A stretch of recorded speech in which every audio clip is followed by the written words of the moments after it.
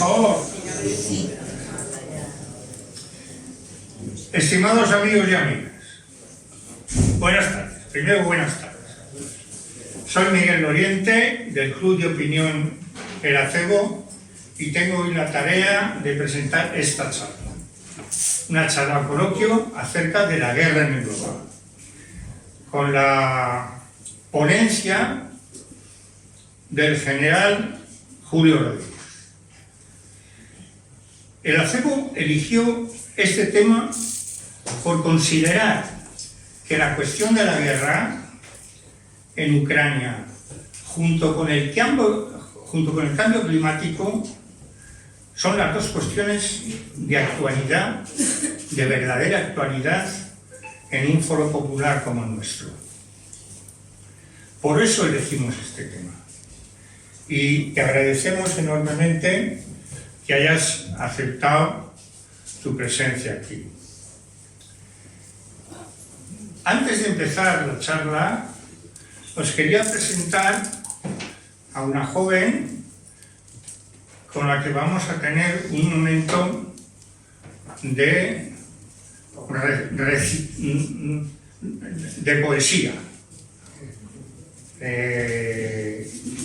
Se llama Elena Garrido y la poesía es La Casa de las Flores de Pablo Neruda. Bueno, gracias.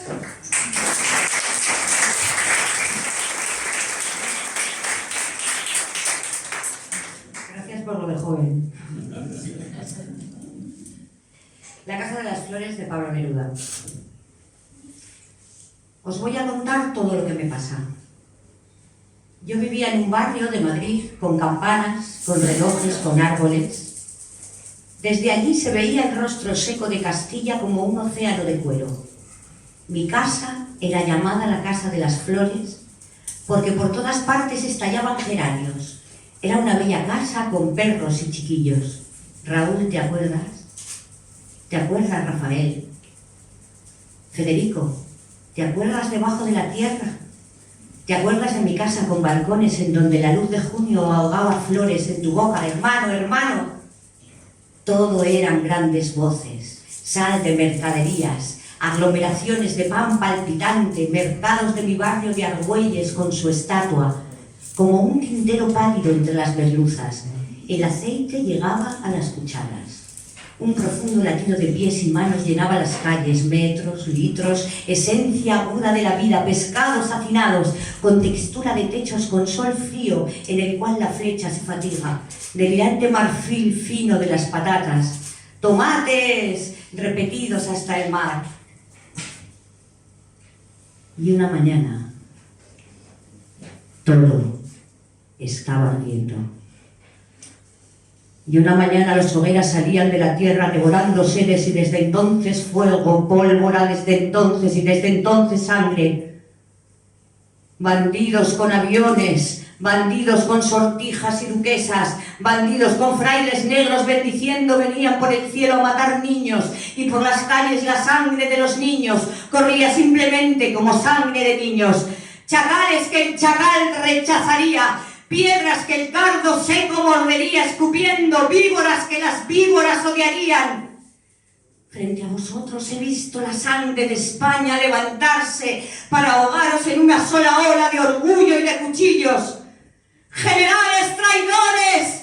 ¡Mirad mi casa muerta! ¡Mirad España rota! Pero de cada casa muerta sale metal ardiendo en vez de flores. Pero de cada hueco de España sale España. Pero de cada niño muerto sale un fusil con ojos. Pero de cada crimen nacen balas que os hallarán un día el sitio del corazón. Preguntaréis por qué su poesía no nos habla del sueño, de las hojas, de los grandes volcanes de su país natal.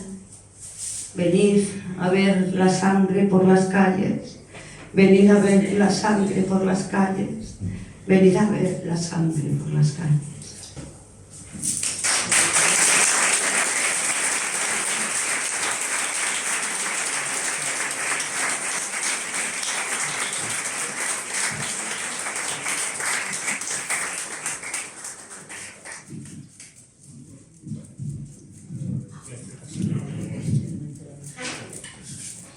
Oye, un par de minutos antes de dar la palabra a Julio para explicaros algunas cosas que conocéis y otras que no, pero que a mí me parecen muy destacables y muy ajustados de decirlos de nuestro invitado. Elegimos a Julio como ponente de esta charla sobre la guerra en Europa, primero por su experiencia profesional, segundo por su responsabilidad político-militar mientras fue jefe del Estado Mayor de la Defensa, y tercero por su militancia en Podemos. Brevemente, ¿quién es Julio Rodríguez? Es un militar nacido en Orense, hijo de militar, piloto de combate, que hasta su ascenso a coronel dirigió en vuelo las unidades de cazabombarderos más importantes de España, en Zaragoza, el ala 15, formada por F-18. Oficial de Estado Mayor, destinado varias veces al exterior, convirtiéndose en un especialista en una nueva generación de aviones y especialista en temas de logística y armamento, llegando al empleo así de teniente general. Es un autodidacta en los temas históricos, económicos y sociales. Un hombre que, como él dice, me cambiaron los libros, según su propia expresión, digo. Asistió a clases de física en Valladolid, de economía en Valencia, y conoció en Bruselas y París los textos prohibidos por el franquismo. Se ganó el apodo de Juanito el Rojo entre todos sus compañeros del Ejército del Aire. Desconocemos si estuvo o no afiliado al PC y si estuvo o no afiliado a la Unión Militar Democrática. En su libro Mi patria es la gente, que podéis comprar o podéis adquirir, no hay muchos, lo podéis adquirir al principio de la sala, a mí no me queda del todo claro. Me queda perfectamente claro su simpatía por el Partido Comunista de España en la transición y su simpatía entonces y ahora por la Unión Militar Democrática. Fue el jefe del Estado Mayor de la Defensa con la ministra Carmen Chacón y con el presidente Zapatero. En ese tiempo condecorado a la UMD y dirigió las operaciones militares que se desarrollaron en el exterior, en Libia, en Afganistán, en el Océano Índico, en Kosovo, etc. Esta es la historia profesional de Julio, al que los que hemos tenido oportunidad de tratarlo le hemos cogido un verdadero afecto. Y ahora, en términos castrenses a los que estáis tan poco acostumbrados, tiene la palabra mi general.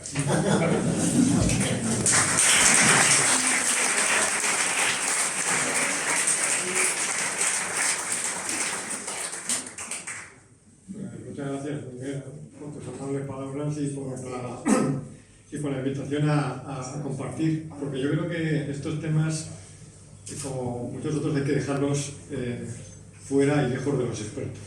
Yo creo que lo más importante de esta tarde, de esta sesión, es probablemente el debate sobre un tema que muchas veces está escondido o es opaco. Igual que nos hablamos y discutimos y debatimos sobre la sanidad y la educación, pues también creo que tenemos que debatir y discutir.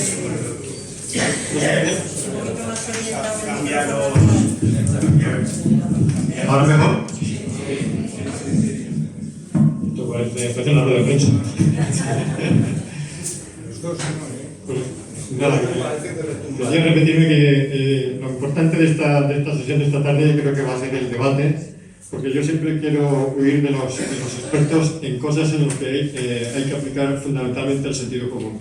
De la misma manera que somos capaces de hablar de sanidad y educación, ¿por qué no hablamos de seguridad en el sentido más amplio? La seguridad no está siempre relacionada con el Ministerio de Defensa, ni está relacionada con las Fuerzas Armadas. Podemos hablar de seguridad humana, que los temas de seguridad se pueden solucionar con diálogo, se pueden solucionar con cooperación, se pueden solucionar con diplomacia. Y yo creo que este es el debate que está escondido en este tema en unos momentos críticos como son los que estamos viviendo actualmente. De cualquier crisis, lo fundamental es siempre, dicen los científicos, que para resolver cualquier problema hay que ir a las raíces, a las bases, analizarlo y tratar de ver las causas. Eso es quizá lo que podemos hacer esta tarde y tratar de debatir de que ninguna guerra empieza con el primer disparo, ni tampoco ninguna guerra acaba con el último disparo. Hay posguerras muy duras y guerras que empiezan mucho antes de que se comience el primer disparo. Digo que no soy un experto porque yo cuando me preguntaban a principios del año 2022 si iba a haber una invasión de Ucrania, yo decía que no. Si después me preguntaban si iba a durar mucho la guerra, yo decía que no. O sea, que en todo me he equivocado. Que nadie me pregunte ahora si va a haber un conflicto nuclear, porque tampoco me voy a dar ninguna opinión, dada que los expertos siempre fallan en estos temas. Y yo creo que lo más importante es el debate. Y el debate, yo quisiera plantearlo porque este conflicto, condenando, o sea, parece que siempre hay que, buscando las causas, hay que condenar el primer error. Es el primer error de solucionar, es el error de la invasión por parte de Putin. Los problemas cuando se acude a una solución bélica, a la solución de la guerra, es siempre una solución, es un fracaso de la política, es una solución quirúrgica, igual que ningún médico, lo mejor es la medicina preventiva, ningún médico quiere amputar, quiere antes de lograr eso, quiere curar y prevenir. Evidentemente ese es un fracaso de la política y tiene por política no la que hacen los políticos, sino la política la que hacemos todos los ciudadanos. Porque también es clave que si estos temas no se llevan al debate público, la guerra puede durar mucho tiempo. La anestesia que los medios de comunicación llevan a estos temas, ningún político, ningún Estado se mueve si no hay presión social de la base social. Y este es un tema que podemos detectar que no lo hay en este conflicto. Se para el conflicto de Irak cuando hay una movilización grande, se para el conflicto de Afganistán cuando ya es un coste demasiado elevado, y ningún conflicto va a acabar cuando las partes que se benefician de este conflicto no consideren que este balance ha quedado desequilibrado. Quizá el primer debate es porque esta guerra, que quiero recordar que empieza el 24 de febrero del 2022, en diciembre del 2021, el 17 de diciembre, hubo intercambios de proyectos de acuerdo entre Estados Unidos y la OTAN, entre Estados Unidos y Rusia. Fijaros que Ucrania todavía no aparece en el pueblo más afectado, no aparece en este cambio. Estos acuerdos tenían bastantes puntos de posibilidades de acuerdo y todo el mundo sospechaba que no iba a ocurrir. Esto es lo que muchos llaman una guerra proxy, una guerra de proximidad, en la que dos hegemones, dos estados hegemónicos, pueden ser Estados Unidos y Rusia, pueden ser Estados Unidos y China, disuelven o resuelven sus conflictos por medio de un tercero, que es el que lo sufre, que es el pueblo ucraniano. Luego, si queremos resolver este tipo de conflicto, lo primero que hay que empezar, y si queremos ayudar a los ucranianos, es por un alto el fuego. Un alto el fuego lo más pronto posible. Todo el mundo está de acuerdo en una frase muy característica, es que todo conflicto va a acabar en un acuerdo de paz. Luego, si esto lo tenemos tan claro, el problema es cuándo. Luego, contra más tardemos, más estamos haciendo sufrir al pueblo ucraniano. Luego, evidentemente, este es un tema que tiene que estar en el debate público, y un acuerdo, un alto el fuego, no significa que se llegue a un acuerdo de paz, como se dice, duradero y justo.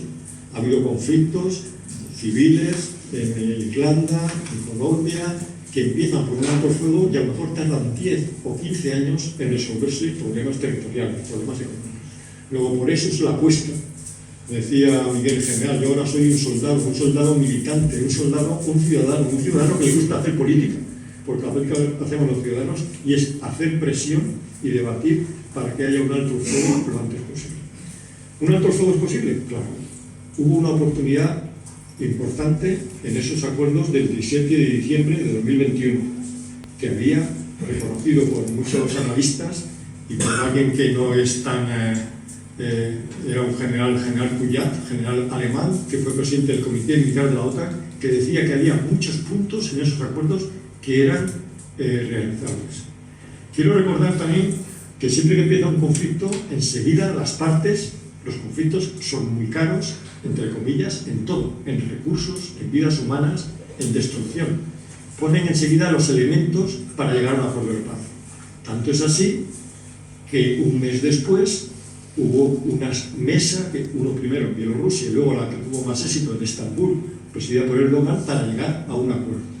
Un acuerdo en el que se estuvo a punto de llegar y que decía en aquellos días que Rusia aceptaba volver a sus fronteras del 24 de febrero, o sea, sus fronteras de Rusia, y que Ucrania aceptaba no entrar en la OTAN con la posibilidad de que se garantizara su seguridad. Luego se estuvo muy cerca del acuerdo, pero en aquel momento algo falla aquí. ¿Veis? Sácate el micrófono y... En aquel momento no se llegó a esa zona porque alguien lo quiso. Dice este general Poyat que probablemente fuera... ¿Con esto mejor? ¿Así mejor? Que probablemente fuera quien opuso, él dice, fue Boris Johnson, quien se opuso a este acuerdo a corto plazo. Estamos hablando de un mes después. Boris Johnson, ya sabéis a quién podía representar, ¿no? Quién podía representar en este tipo de negociación. Pero lo que sí que es evidente es que entonces se produjo lo que parece que ahora se ha quedado claro, o quedó claro en la mente, en el relato que se suele decir ahora en términos comunicativos, de que esta iba a ser una guerra larga. Luego, había una clara apuesta por un enquistamiento, por una cronificación de la guerra, cosa que ahora, los que somos muy listos, estamos comprobando que se ha producido. ¿Cómo se justifica este enquistamiento, esta cronificación? Primero, demonizando a los posibles actores que apostaban por la paz. Estamos hablando de, aparte de Erdogan, quiero recordar que es presidente de Turquía, que es un miembro de la OTAN, apostó por esta mesa. Hubo intentos del Vaticano, hubo intentos también de Lula en aquella fecha, pero se demonizó como diciendo el Vaticano no puede hacerlo, Lula es parte interesada. Ya quedó instalado el mensaje de que la guerra se iba a cronificar e intensificar. ¿Cómo se hace esto? Hay siempre intereses, yo le llamo intereses bastardos. Hay intereses económicos, como en todo conflicto. Si recordáis, en los primeros días del conflicto se dijo que únicamente, por parte de Europa, aquí entramos en el tema de Europa, se iba a apoyar con medios defensivos. Recordáis que entonces se dijo que se iban a enviar chalecos, cascos y equipos, ambulancias, medios defensivos, porque no se querían entrar. Enseguida se pasó a un combate en que había que enviar misiles o lanzadores de misiles de corto alcance. Y ahí empieza la competencia entre distintos modelos. Los telediarios nos enseñan imágenes de misiles americanos, misiles británicos, misiles franceses. Lo siguiente fue lo más reconocido, ya que había que enviar carros de combate. Y empieza un nuevo escalón en el que se habla ya de los Leopard, intereses para implicar a Alemania, que parecía que estaba un poco... se resistía a este apoyo, se implica a Alemania, pero se compite también con carros de combate americanos, aunque decían que eran muy sofisticados, el Abrams y demás. Ya estamos hablando ya de un tema como que la guerra ya va a salvar. Bueno, se consigue se consigue la autorización de carros de combate a Leopard, pero no como una actitud generosa de que alguien quiere ayudar. Se envían carros de combate obsoletos y se envían en cantidades tan sofisticadas como de 10 en 10. Y aquí conocéis que se envían carros de combate, primero carros de combate que estaban para desecho, con lo cual se favorece a una industria que tiene que ponerlos en marcha, que tiene que enviarlos y se felicita. Pero, por supuesto, nunca vamos a pasar la línea roja de enviar aviones de combate. Siguiente escalada. Estamos hablando de los americanos de aviones F-16, en competencia con aviones franceses. O sea, empieza, por así decirlo, un mercado de armas que, si vemos los telediarios, nos ponen imagen que queda. La guerra va a ser larga y queda cronificada y a largo plazo. Hay un mensaje todavía más, aunque parezca técnico, que es más sencillo, es la munición. Parece que la munición es las balitas, las cositas, que eso se gasta, es como si gastas el pan o gastas la leche y sabes lo que consumes mensualmente. Y de repente llega, propiciado por la Unión Europea y por Borrell, diciendo que hay escasez de munición en Ucrania, que hay que consumir y que necesitan 1 millón de munición. ¿Cuál es el problema que hay detrás de esto? Para que se produzca más munición, para que una fábrica aumente su capacidad de producción, en vez de producir 100 barras de pan, producir 1000, me hace falta que alguien me garantice que las voy a vender. Que alguien me garantice que la guerra va a durar, porque si no, yo no vendo.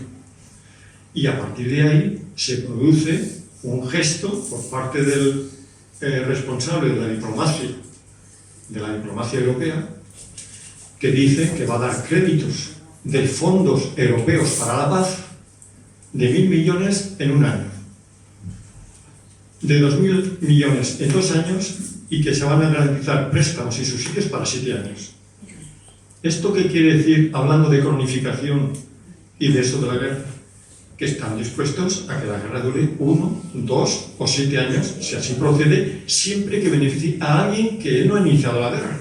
Yo lo que vendo es armas, y alguien me la garantice en la venta. Pero hay un tremendo interés económico de ahí, hasta que alguien vea que eso políticamente no le beneficia. Como no hay reacción, hay un enemigo claro, esto puede durar lo que se considere mientras no haya un debate público sobre cuáles son los objetivos que se están tratando.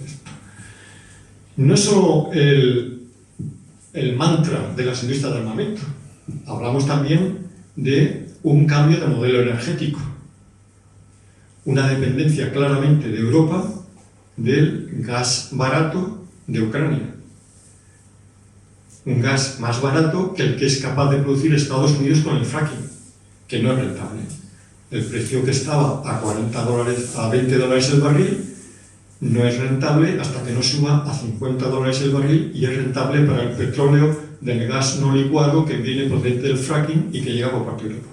Se cambia el modelo energético europeo, condenando primero con sanciones, que no se puede comprar energía barata que venía de Rusia, y por si acaso alguien busca eso, me cargo el Nord Stream para anularlo por completo.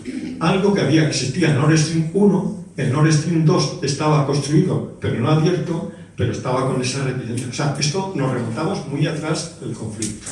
Evidentemente se cambia el modelo energético, la energía sube, alguien se beneficia y muchos quedan perjudicados. Es siempre el balance entre el 10% y el 90% de los que se han perjudicado. El 10% de una guerra que se ha perjudicado. El petróleo sube, se hace rentable y se cambia el modelo energético por completo. Y Alemania queda involucrada en esta guerra con sus carros de combate Leopard, con su combustible y, evidentemente, esto forma parte de un cambio. Se produce también un proceso de inflación tremendo,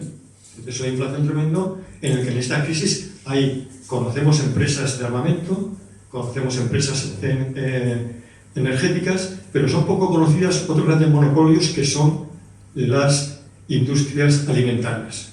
Los monopolios que controlan todo este mercado del grano. Y recordáis que decía al principio que siempre es posible un acuerdo de paz porque siempre hay mesas abiertas, aunque parezca que no existan. ¿Dónde se ha conseguido un acuerdo en esta guerra donde parece que no hay posibilidad de negociación?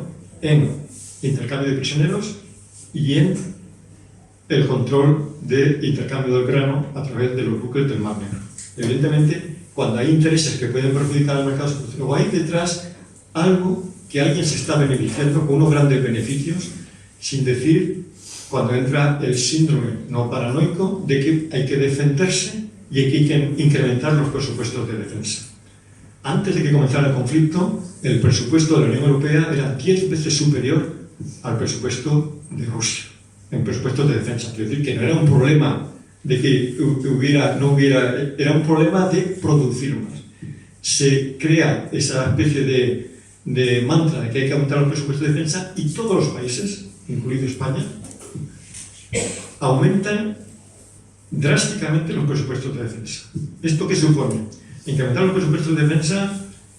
Los presupuestos es la ley más importante de una legislatura. Es donde se establecen las prioridades. Los presupuestos son siempre un ejercicio de suma cero. Si yo gasto más en una cosa, la dejo de gastar en otra.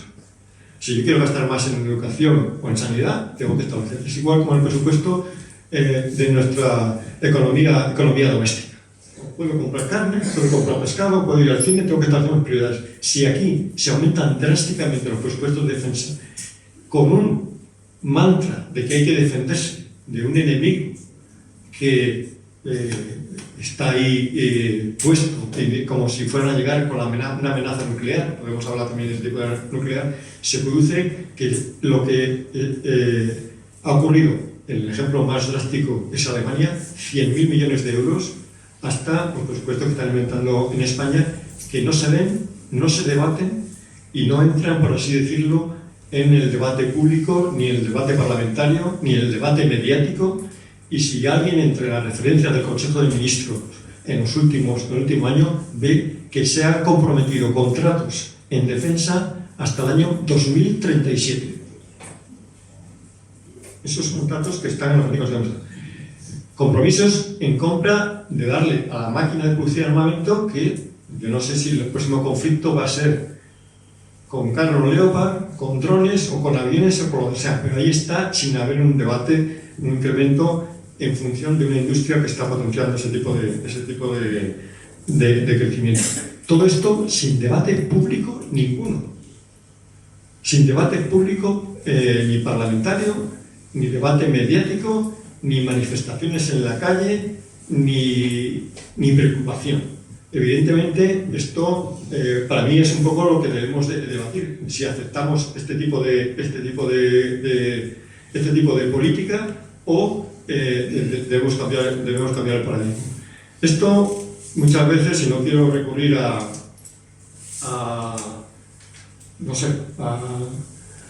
cosas que pueden parecer demagógicas, ya cuando acabó la Segunda Guerra Mundial, el presidente Eisenhower, militar, presidente del Comité Militar de la OTAN, cuando terminó su segundo mandato, o sea, después de 8 años, dijo que no era capaz y no sabía si iba a poder controlarse lo que él llamaba el complejo militar industrial, que era, por así decirlo, una economía de guerra que se había construido en la Segunda Guerra Mundial, cómo se transformaba y cómo eso cambiaba a una economía de paz, a otro tipo de economía. Y él no era capaz no había sido capaz de controlarlo, y que eso dominaba muchas de las decisiones. Ahí se hablaba de que muchas veces a la economía americana la había salvado la guerra de Corea, luego la había salvado la guerra de Vietnam. Siempre eran guerras que estaban lejos de lo que llaman los americanos el homeland, de su patria. Quizá cambió un poco la mentalidad cuando sufrieron el ataque de las torres de Nueva York.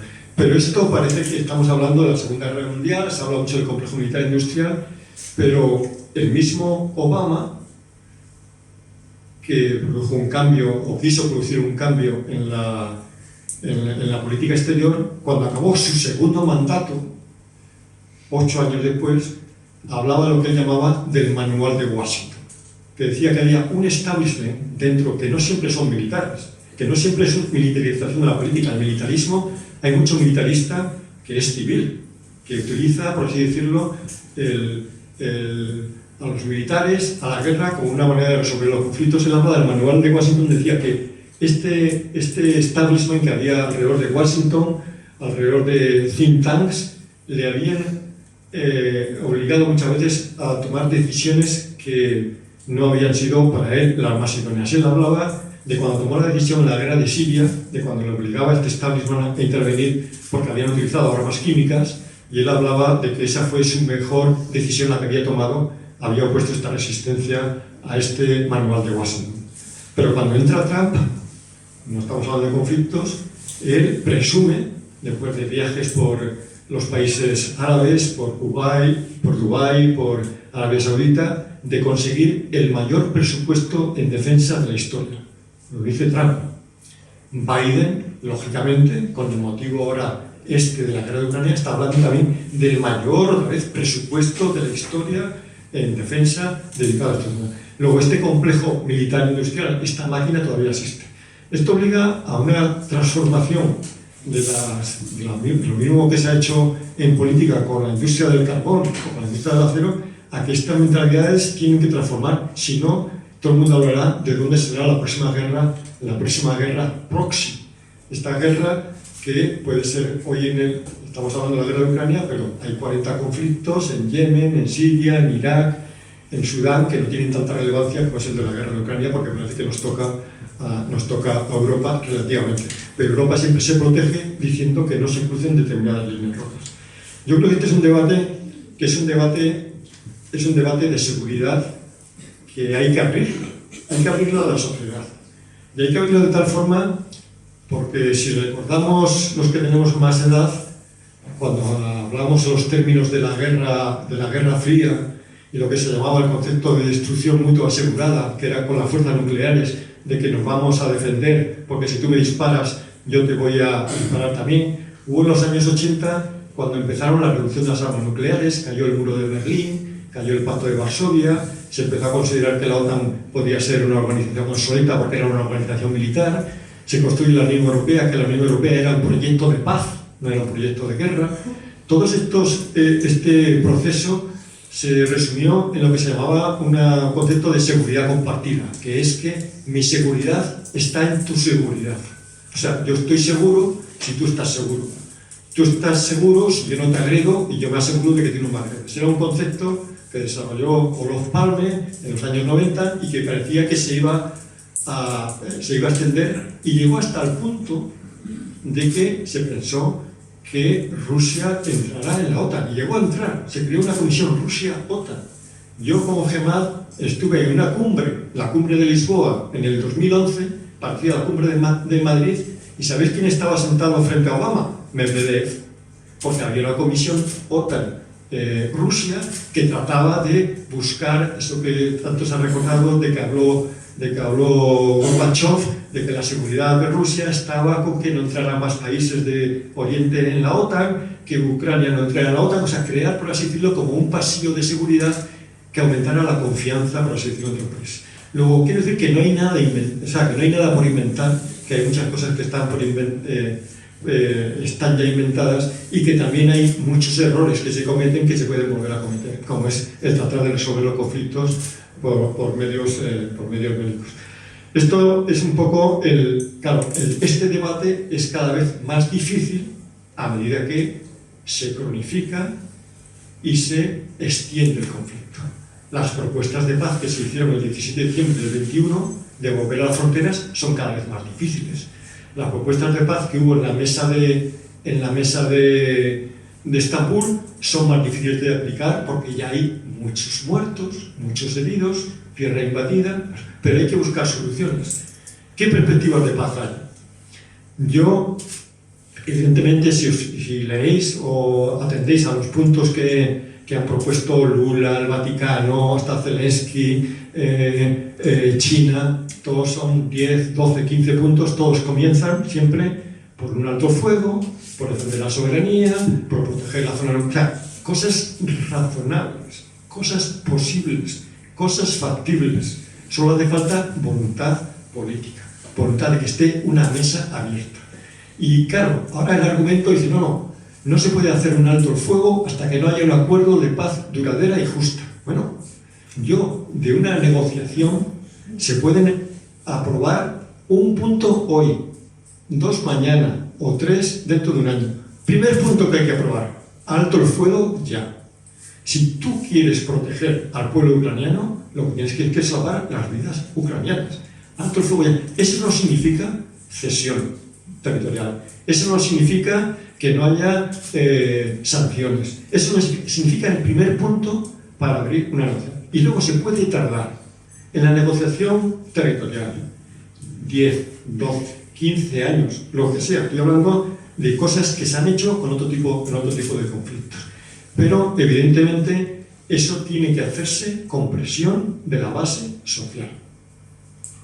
No hay buen mediador. Los buenos mediadores aparecen siempre que hay detrás una buena. Me da igual que sea el Vaticano, que sea de un país africano, como ha sido el último intento. un emisario del sur global o países alineados, cualquiera vale.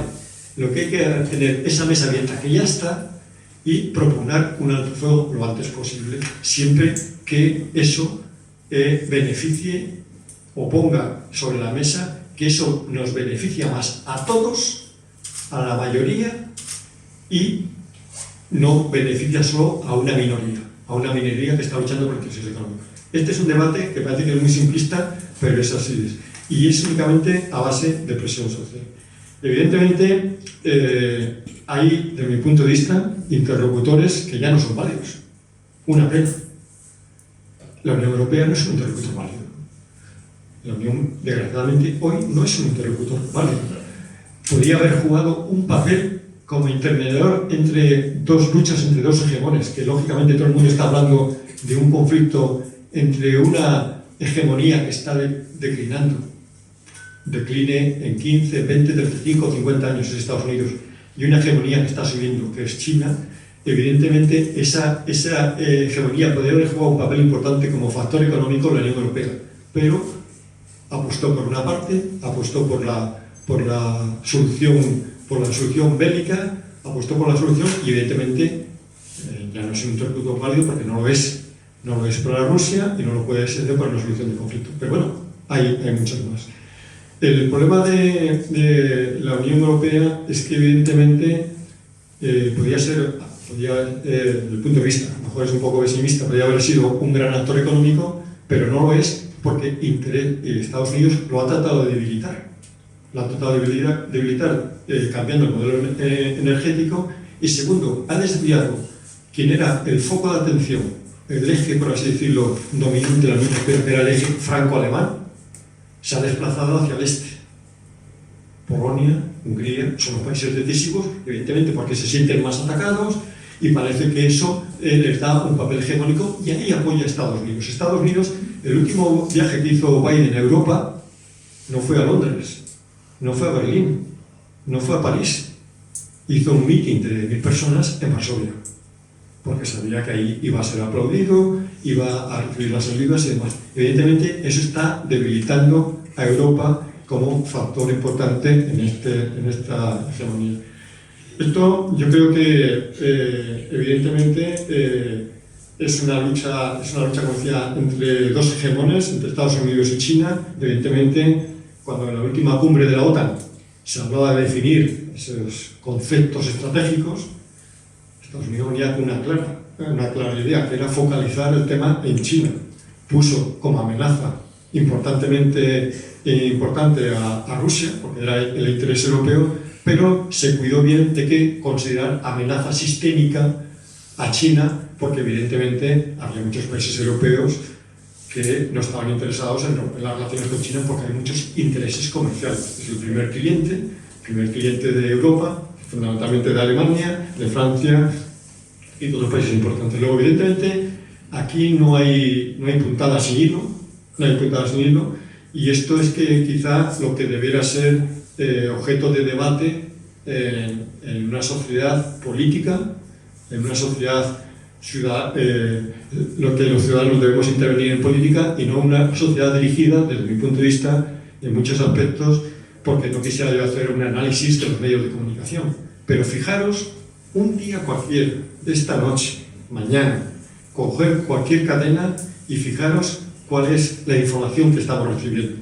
No hay información. O sea, en tiempos en los que teóricamente decimos que vivimos en una sociedad hiperinformada, es cuando menos información tenemos, o sea por saturación o sea por la atención de parte, pero no vemos, por así decirlo, movimientos, se han censurado otro tipo de medios, o sea, como si no pudiéramos nosotros discernir cuál es la información correcta y no pudiéramos decir. Yo creo que eso es clave. Desde los primeros titulares que había en el primer mes en cualquier medio de prensa, cojo El País a 6 columnas sobre la guerra de Ucrania, ahora a veces hay que buscarlo en la tercera, en la cuarta página, hablando que ya no sabemos si es una ofensiva ucraniana o una contraofensiva rusa. Se trata de si va a ser en primavera, si va a ser en tal, o sea, se trata ya de cronificar la guerra. Ya llevamos el tiempo que llevamos y evidentemente esto tiene un coste bestial para ese país al que queremos proteger, que es Ucrania. No hay recurso más importante que la vida. Y quien está perdiendo la vida, si fijáis en los conflictos, los países que más, cada vez no hay, si hubiera habido bajas inglesas, francesas, americanas, en los últimos conflictos no ha habido nunca ninguna baja, por así decirlo, desde últimos años de Afganistán, Libia, Ucrania, baja americana y demás. Luego, ese conflicto no tiene ese debate en los Estados Unidos como lo puede tener en los países del este de Europa o lo puede tener en Centro Europa. Y para mí, yo creo que nos corresponde como sociedad política y como sociedad que nos creemos informada, abrir este debate, primero, el de la seguridad, en el sentido más amplio. Seguridad no significa, como dice la ministra, la seguridad se consigue reforzando, por así decirlo, nuestra capacidad de defendernos, ¿no? Hay gente que pensará que la seguridad es humana, y primero la seguridad humana y quiere vivir, comer y tener una vivienda. Y no le hables del misil Storm Shadow que ha destruido el puente determinado. Que esta es una guerra que cuando, como dice la Unión Europea, solo nosotros siempre con Ucrania y nada sin Ucrania, no. Cuando se quiera dejar de alimentar, no hay objetivo que no esté monitorizado por el sistema de información satelital de Estados Unidos o de Gran Bretaña. Que no hay objetivo que no esté señalizado y atacado por drones enviados o monitorizados por Ucrania, pero enviados y señalizados estos objetivos por Estados Unidos y por Gran Bretaña. No hay casualidad en que haya objetivos estratégicos que un día puede ser el buque insignia que esté de la flota rusa que esté en el Mar Negro, o el puente sobre Crimea, o el Nord Stream 2. Son objetivos estratégicos y perfectamente señalizados y controlados y vigilados por así decirlo, por las grandes potencias. Yo creo que este es el debate fundamental. Yo creo que hay que analizar cuál es el problema claramente y creo que perspectivas de paz las hay siempre que haya una presión grande de la base social. Ese evidentemente no se está produciendo. Yo he tratado de asistir a manifestaciones, por llamarlo de alguna manera, en Madrid, y si estábamos 25 o 30 éramos muchos, pero siempre decíamos, no, creo que en Roma hay más, o creo que en Berlín hay más. No la hay. Evidentemente no es un problema nacional, pero no es un problema que se haya planteado en otro tipo de conflictos. Fijaros que hasta en los primeros momentos del conflicto se hablaba mucho de la amenaza nuclear y ya, para no asustar demasiado, no se habla de la amenaza nuclear. La amenaza nuclear, como dicen los militantes, eso puede siempre estar ahí, y es como igual que una pistola se puede disparar por error, también un arma nuclear puede dispararse por error. O sea que el mero hecho de su existencia, pero ninguno de los países occidentales, ni siquiera España, ha firmado el TPAN, que es el Tratado de Protección contra las Armas Nucleares, algo que estaba vigente hace unos años y que ahora ya hasta se pone en duda.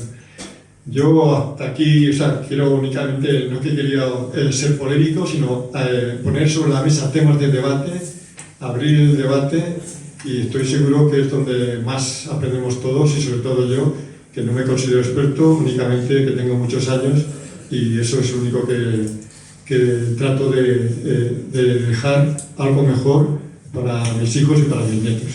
Y aquí lo dejaría y abriría el debate. Muy bien.